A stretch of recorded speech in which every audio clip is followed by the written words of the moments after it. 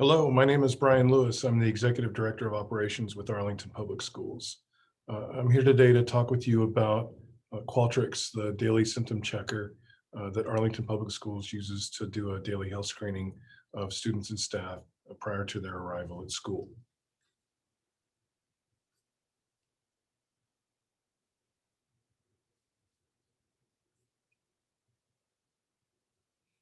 So Qualtrics is a computer database that allows us to send emails to families prior to the start of every school day and request information about a student's health condition prior to their arrival at school. So here's the list of questions we're gonna address today. Why are we doing this? How do we check symptoms daily? Who uses the system? How do families get the Qualtrics link? What if you don't get the email from Qualtrics, and what if you don't get text messages from Qualtrics? So why are we doing this?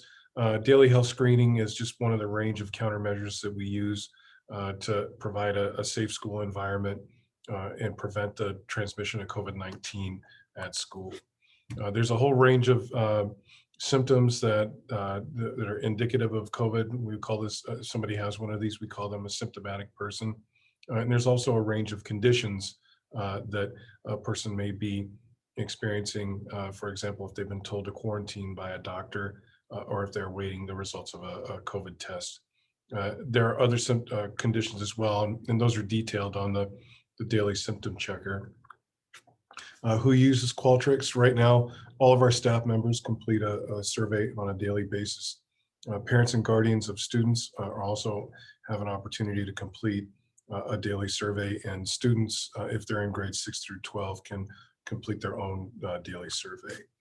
How do families get the Qualtrics link? Well, we send an email to parents and guardians every school day that is personalized for you because it's linked to your email address, and it's sent to the email address that's in Family One, Guardian One of every student's Skyward record. And you just click on the link to begin the survey. This is an example of what the survey or the email looks like with the link embedded in it. When you get your first survey link, you'll be asked if you want to complete or receive the survey link via text message on a daily basis. You can do this by putting in your 10-digit cell phone number. You can also, if your student is in grades 6 through 12, not in grades preschool through 5, but grades 6 through 12, you can put in your student's cell phone number in that field, and then they can complete their daily survey. So this is what the screen looks like that allows you to enter your email, or excuse me, your cell phone number or your student's cell phone number in there. You want to make sure not to use the 1 in front of it, just the 10-digit number, and that the checkbox is marked. You can also see that there's an option to change the language that you can complete the survey in. So once you do put in a cell phone number, you'll start receiving daily messages that look like this. You can see it comes quite early in the morning. 5:39 was this one. And you just click on the link that's embedded in that text message. Once the student or family member completes the link or completes the survey, and if the student is eligible to attend school that day, then you'll get a screen with a green check mark sent to you. If the student is not eligible because they're either symptomatic or they meet one of those conditions, you get the red X in the circle. And you get that both in an email form or another message sent to the cell phone or displayed on the cell phone.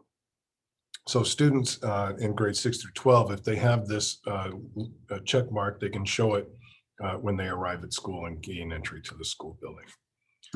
If you don't have the survey completed, or if the student survey isn't completed before they arrive at school, staff members will ask the students to complete a survey on site in grades 6 through 12. For grades preschool through 5, school staff will contact families to complete the survey.